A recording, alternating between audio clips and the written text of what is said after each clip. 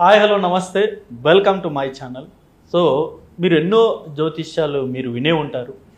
So వీటన్నిటికీ కొంత భిన్నంగా నాడి జ్యోతిష్యాలయం అని చెప్పేసి ఈ మధ్య కాలంలో చాలా పాపులర్ అవుతూ ఉంది. సో తమిళనాడు వాసి, సో ప్రస్తుతం రెండు తెలుగు రాష్ట్రాల్లో కూడా ఈ మధ్యకాలంలో ఈ నాడి జ్యోతిష్యం అనేది చాలా ఎక్కువగా ప్రచురణలోకి వచ్చింది. సో ఏంటి ఈ నాడి జ్యోతిష్యం, అసలు ఇది ఎలా చెప్తారు, ఏ బేసిస్ మీద చెప్తారు, దీని సక్సెస్ రేట్ ఎంత అనేది ప్రస్తుతం మనం తెలుసుకుందాం. నమస్కారం స్వామి. నమస్కారం అండి. బాగున్నారా? బాగున్నాం సార్. బాగున్నారు. సో ఏంటి స్వామి, అసలు ఎన్నో జ్యోతిష్యాలు ఉన్నాయి, ఎన్నో రకాలుగా జాతకాలు చెప్తూ ఉంటారు, జ్యోతిష్యం చెప్తూ ఉంటారు. Okay sir. అసలు ఏంటి ఈ నాడి జ్యోతిష్యం అంటే ఏంటి? అసలు నాడి జ్యోతిడం అంటే ఏంటంటే స్వామి, పురాణ కాలంలో రిషిల్ రాసియ తాటాకు తాళపట్టగలదం అంటారు.